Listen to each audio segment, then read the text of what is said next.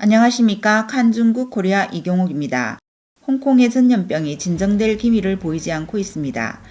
친중 홍콩 언론은 소식통을 인용해 시진핑의 방역 지시 전날 홍콩 행정장관 캐리람이 선전으로 불려가 중앙정부 관리로부터 엄중한 훈시를 받은 것으로 전했습니다.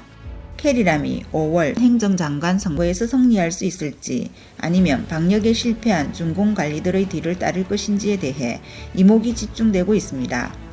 홍콩의 전염병 상황이 심각해지자 21일 홍콩 영일은 홍콩의 양대 관영기관지 다공바오와 온예이바오가 16일 전염병 통제가 현재 최우선 과제임을 요구하는 시진핑의 중요 지시를 전했다고 보도했습니다.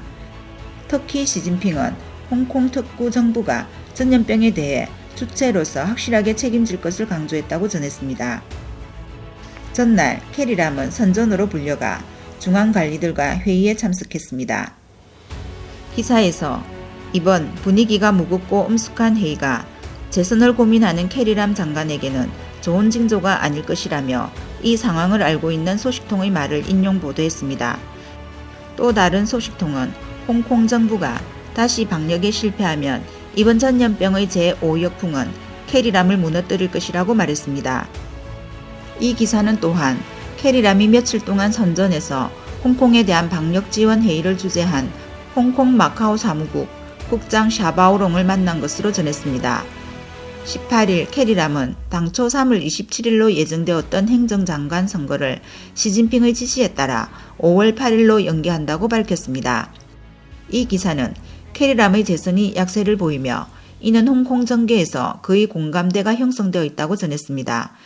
또한 최근 기자간담회에서 캐리람이 최근에 귀가 잘 들리지 않는다고 밝혀 건강상의 문제로 조기 은퇴하려는 것이 아니냐는 예상이 더해졌습니다.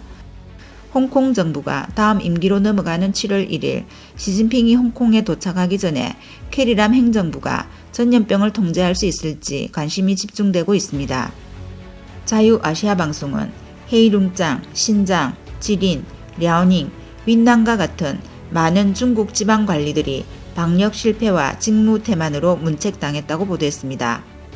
홍콩 정부에는 아직 문책당의 사회만 관리는 없습니다.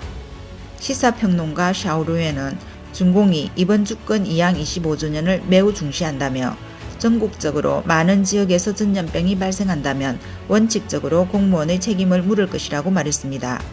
시사평론가 류웨이샤오는 중공은 꼭 결단을 내려야 하는 시점에서 최선의 방안이라고 생각되는 것으로 결정할 것이라고 주장했습니다. 다음 뉴스입니다.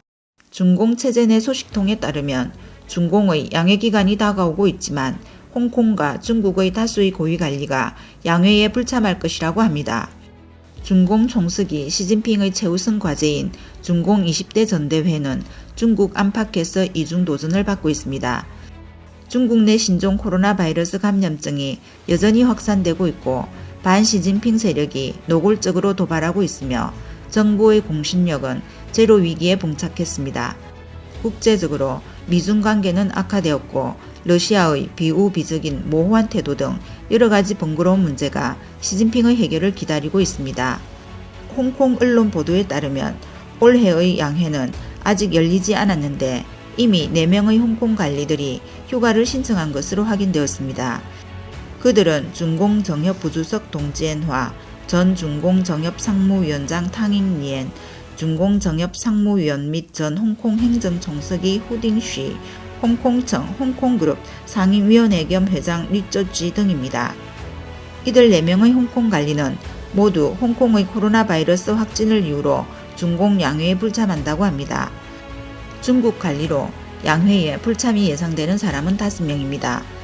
전국 정협 부주석 양천탕, 전국 정협 부주석 왕정웨이, 전 네이멍구 주석 부샤오린, 베이징 시장 천지닝, 전 사법부 당조스기 위안시용 등 고위 관료들이 양회의 모습을 드러낼지 확실치 않습니다. 지난해 11월 중공 6중전회에서 이들은 알 수 없는 이유로 불참했습니다.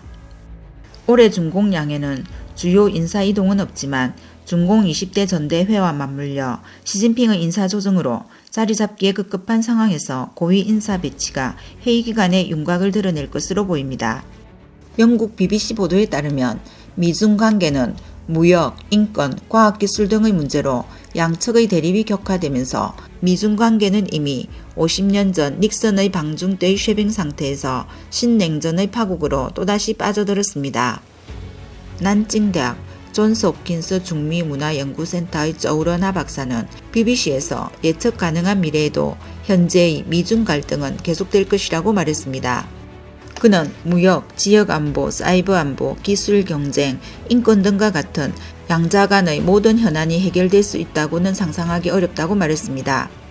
언론인이며 플리츠상 수상자 파라 스토크먼은 2월 22일 뉴욕타임스에 우크라이나 문제를 둘러싸고 러시아와 서방이 대치 중인 상황에서 중공이 러시아를 위해 얼마나 큰 위험을 무릅쓸지 장담하기는 이르다고 밝혔습니다.